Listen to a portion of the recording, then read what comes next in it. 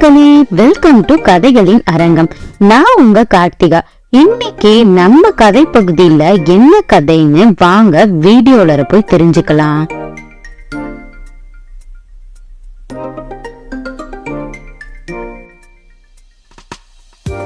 இன்னைக்கு நம்மளுடைய கதை பகுதியில அதிகமான ஆசை முடிவுல துயரத்தையே கொடுக்குன்ற பொன்மொழிய அடிப்படையா வச்சுதான் இன்னைக்கு ஒரு குட்டி கதைய நாம கேட்க போறோம்.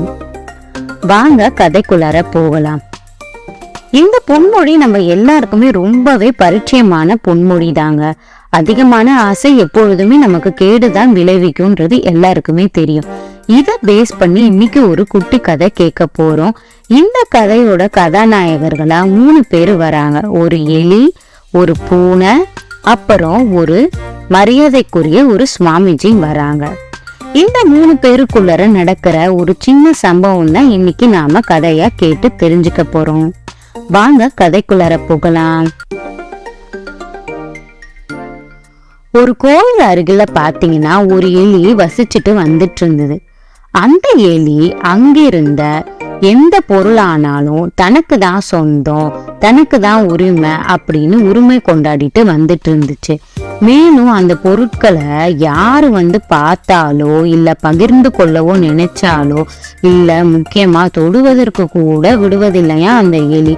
அந்த வளமான எலியோட புத்தியே இப்படிதான் இருந்துட்டு இருந்திருக்கு ரொம்ப காலமாவே.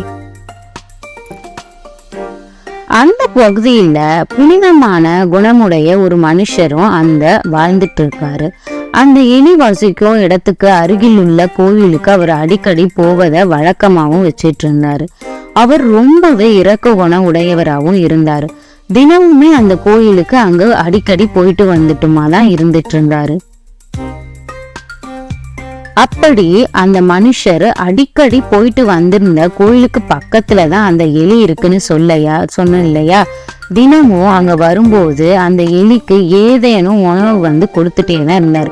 அது சாப்பிடுறதுக்கு உணவு கொஞ்சமாவது தன்னால முடிஞ்ச அளவுக்கு அந்த இரக்கம் குணமடைந்த புனிதமான மனுஷன் எப்பொழுதுமே கொடுத்துட்டு தான் வந்துட்டு இருந்திருக்காரு. ஒரு முறை என்ன ஆகுதுன்னு பாத்தீங்கன்னா, அவரு கோயிலுக்கு வழக்கம் போல வந்துட்டு போயிட்டு இருந்த சமயத்துல அந்த எலி அந்த புனிதரை பார்த்து என்ன கேக்குதுன்னா, சுவாமிஜி எனக்கும் என்னுடைய பசியிலிருந்து முற்றிலுமா நீங்கிறதுக்கு ஏதாவது உதவி கிடைக்குமா அப்படின்னு கேக்குது. அதற்கு அவரும் நான் உனக்கு கண்டிப்பா உதவுறேன்னு சொல்லிட்டு போறாரு. அன்னைய தினம் மறுநாள் அதே மாதிரி அந்த மனுஷன் கோயிலுக்கு வராரு. அப்போ எலி அவர்கிட்ட போய் கேக்குது, எனக்கு நேத்திக்கு நான் சொன்னது உங்களுக்கு நினைவு இருக்குது இல்லையா, எனக்கு உதவுறேன்னு சொல்லி நீங்க வாக்கு கொடுத்தீங்க அப்படின்னு கேக்குது. அப்ப அந்த புனிதரும் என்ன சொல்றாருன்னா, எனக்கு நினைவு இருக்கு, கண்டிப்பா நான் உனக்கு உதவுறதுக்கு தான் முன் வந்திருக்கேன் அப்படின்னு சொல்லி எலிக்கு முன்னாடி ஒரு அழகான பளிங்கு கல்லால ஆன ஒரு பெட்டிய வைக்கிறாரு. எனக்கு ஒண்ணுமே புரியல. அப்போ அது கேக்குது, சுவாமிஜி இது என்ன அப்படின்னு சொல்லி கேக்குது. அப்போ அவர் சொல்றாரு, இந்த தெளிவான கூட்டுக்குள்ள நீ இருந்தேன்னா உனக்கு எப்பொழுதுமே பசி இருக்காது அப்படின்னு சொல்றாரு. அதே மாதிரி எலியும் என்ன பண்ணுதுன்னா, இந்த கூட்டுல இருக்கிற வரைக்கும் தனக்கு பசி ஏற்படாதுன்னு அவர் சொன்னதை நம்பி அதுக்குள்ளார போகுது. அப்போ அந்த எலிக்கு என்ன ஆகுதுன்னா, அது தேவையை பூர்த்தி செஞ்ச சந்தோஷத்துல அந்த பளிங்கு கூட்டுக்குள்ளார திருப்தியா சிறிது நேரம் அங்கே இருந்து சந்தோஷமாவும் இருக்கு. அந்த சுவாமிஜியும் அந்த எலிக்கு உதவிட்டு அங்கிருந்து புறப்படுறாரு. அதே வழியாக எப்பொழுதுமே உணவு தேடிட்டு சில மிருகங்கள் விலங்குகள்லாம் இருக்கும். அன்னைக்குன்னு பார்த்து அந்த வழியா ஒரு பூனை உணவு தேடி வருது. இந்த கூட்டுல இருந்த எலி பாத்தீங்கன்னா அதுக்கு பக்கத்துல நிறைய உணவுப் பொருட்கள்லாம் வச்சுட்டு தான் இந்த சுவாமிஜி கொடுத்த பளிங்கு கல்லால ஆன கூட்டுக்குள்ளார வந்திருக்கும். அப்போ அந்த சமயத்துல உணவு தேடிட்டு வந்திருந்த பூனை என்ன பண்ணுதுன்னா, அங்க சுற்றிலும் உணவுப் பொருட்கள் பரவலாக இருப்பதை பார்த்துட்டு சந்தோஷத்துடன் மகிழ்ச்சியுடனும் அதை பார்த்து சாப்பிடவும் ஆரம்பிக்குது. இந்த செயலை அந்த பளிங்கு கண்ணாடி கூடையில இருந்த எலி என்ன செய்யுதுன்னா பார்த்துக்கிட்டே இருக்க. அதுதான் யாருக்கும் எதையுமே கொடுக்காதே, தனக்கு தான் எல்லாம் வேணும்னு எப்பொழுதுமே நினைச்சிட்டே இருக்கும் இல்லையா. சோ அந்த இதெல்லாம் பார்த்த அந்த எலிக்கு அதோட அமைதி நிலையே மாறி அதோக்கு பசியே இல்லாத இடத்துலதான் இருக்கும்ன்ற நிலையையும் மறந்துட்டு அந்த பூனை சாப்பிட்றதையே பார்த்துட்டு இருக்கு. அந்த பூனை சாப்பிடுறத அதால பொறுத்து கொள்ளவே கொஞ்சம் கூட முடியாம இருந்துட்டு இருக்கு. அதே சமயம் தனக்கு கிடைச்ச இந்த பசியே இல்லாத இந்த பளிங்கு கூட்டையும் விடவும் மனசு இல்லாம அங்கேயே சுத்திக்கிட்டே இருந்தது கொஞ்ச நேரத்துக்கு. அப்புறம் இன்னும் கொஞ்ச நேரம் போக போக இப்படியே இருந்தா நமக்கு சுத்தமா சரிப்பட்டு வராதுன்னு எலி முடிவு எடுக்குது. அப்ப என்ன பண்ணுதுன்னா, அந்த பூனையோட செயலை பொறுக்காம பொறுமை இழந்த எலி அந்த கூட்டுல இருந்து வெளியே குதிச்சு வருது. அப்பதான் என்ன நடக்குதுன்னு பாத்தீங்கன்னா, எலி வெளியே வந்த அதே நேரத்துல பூனை எலிய பிடிச்சு சாப்பிடுது. இப்போ எலி இந்த பூனைக்கு இரையாயிடுது.